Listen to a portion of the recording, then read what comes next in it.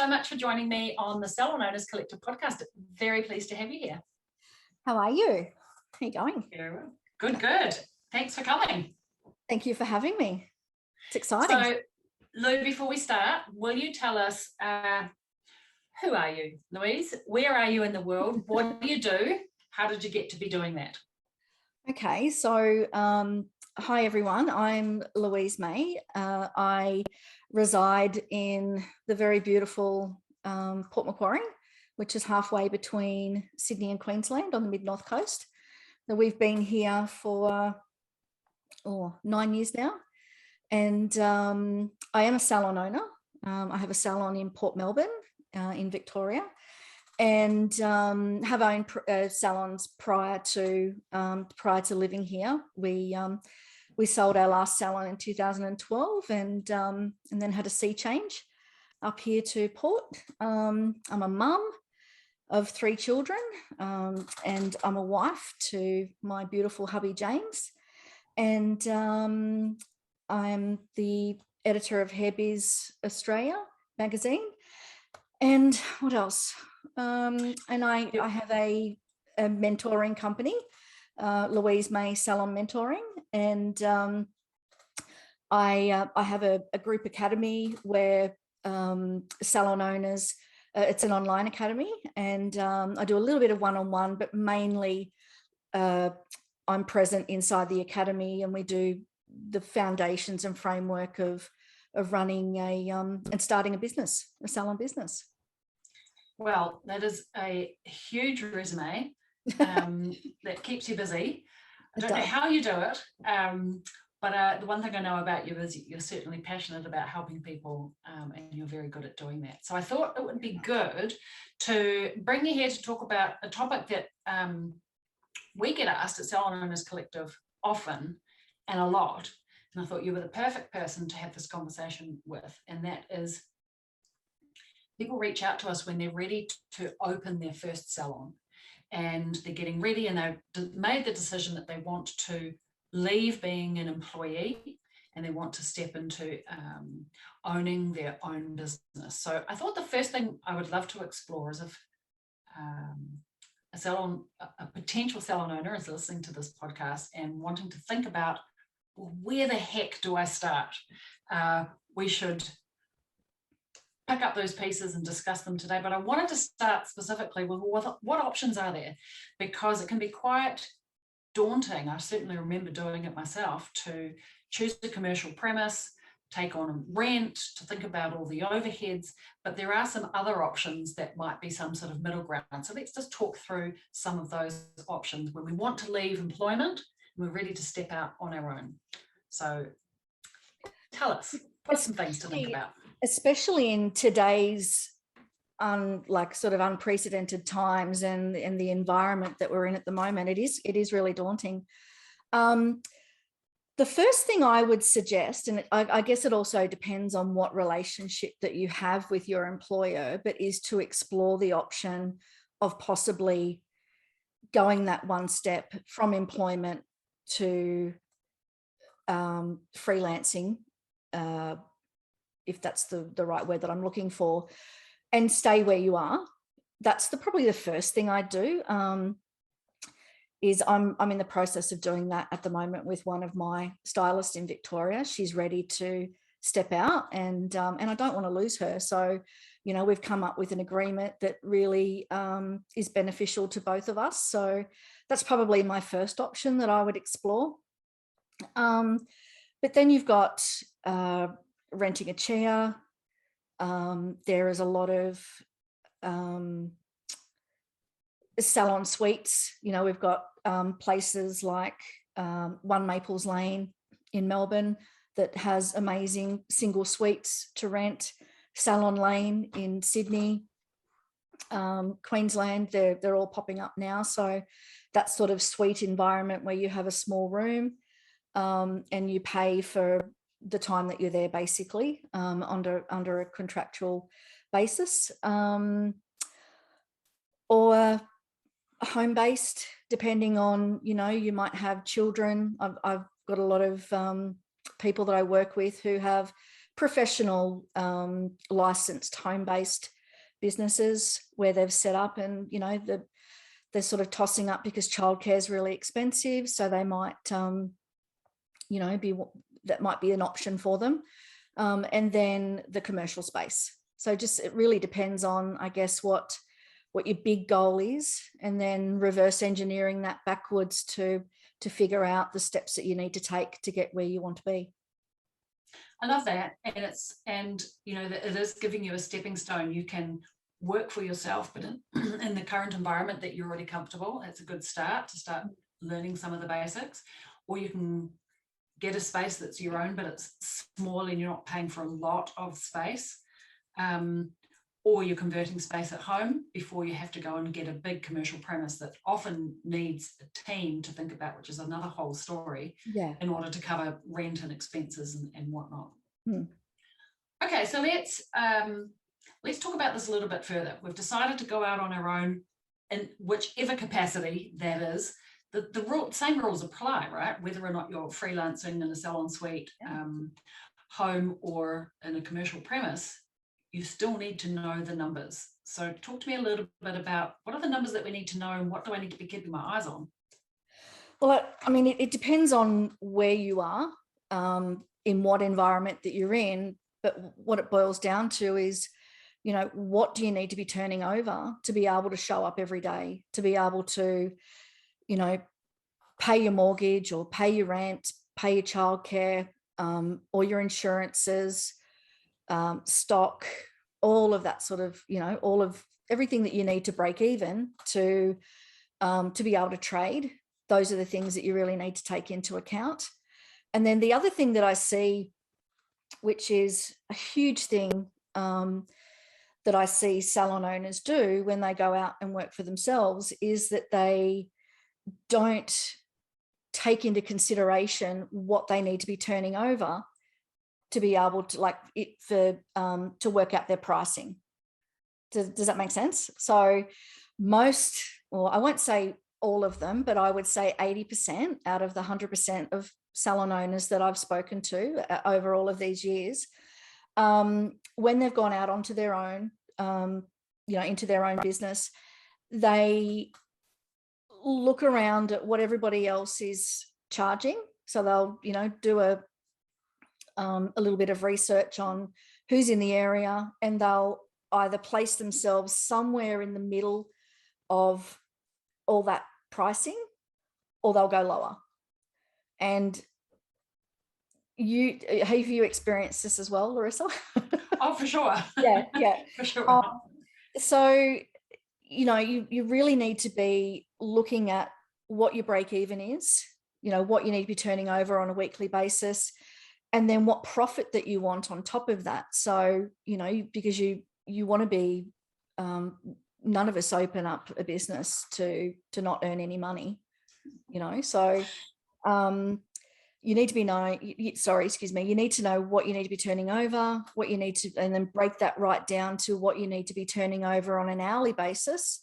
And then make sure that when you price yourself, that the timing of your services, so say for example a shampoo, cut and blow dry for an hour service, the hour that you've broken down, every hour that you're working for yourself, or if you've got a team, that you're turning over that amount of money.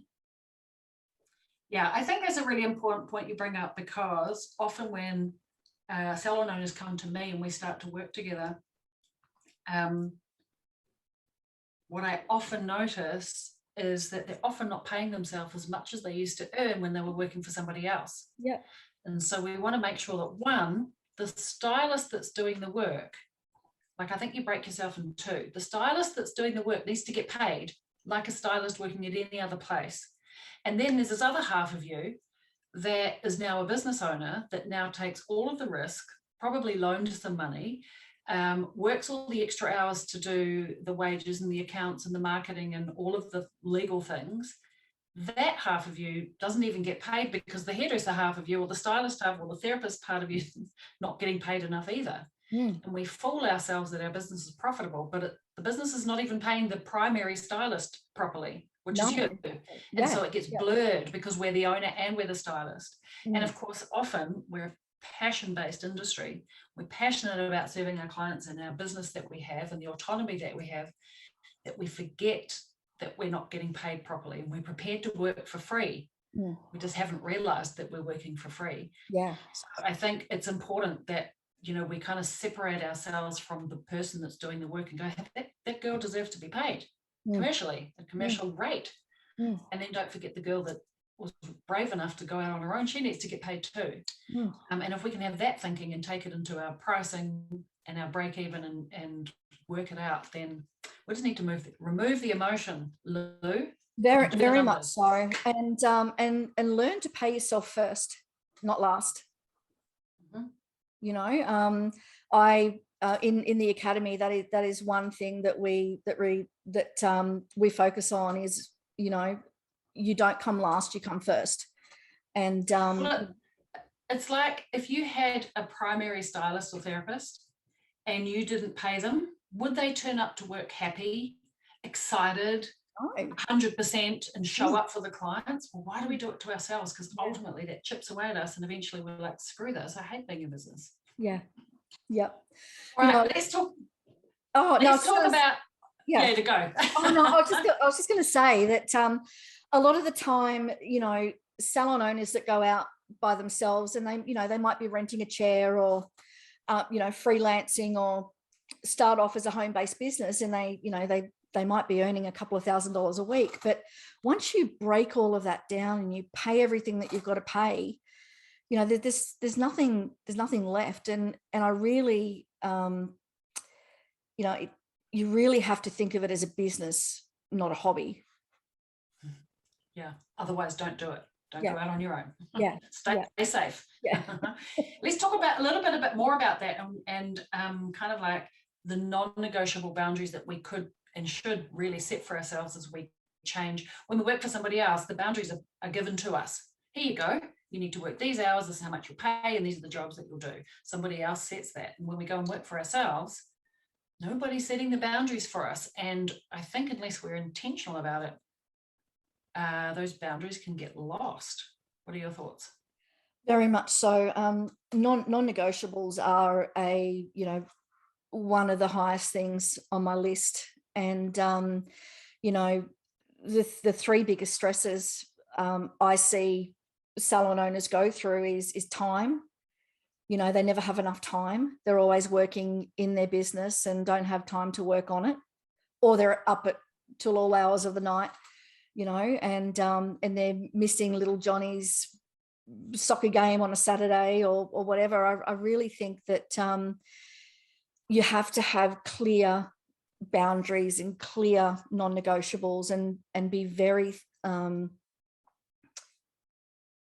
disciplined when you start a business, because what I usually see with the people that I'm dealing with and talking to on a daily basis is that they are living week to week because they haven't priced themselves correctly.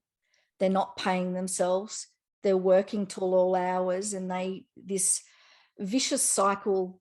It's like the more they're like a mouse on a wheel. They go, and they get enough, and then they slow down a little bit, and then when that runs out, they go again, and it just becomes this huge vicious cycle. And if you don't have those boundaries in place, it just, exhaustion kicks in, overwhelm kicks in, procrastination kicks in, and it just becomes this huge, shocking cycle that I know many. And then one day we wake up and go, what am I doing this for? Oh, yeah.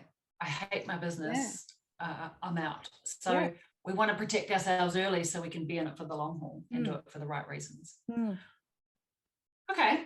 In terms of starting a new business, we've talked about knowing the numbers properly, making sure we're pricing ourselves correctly, and making sure we get paid first, setting some boundaries up right at the beginning so we don't fall into that trap and we don't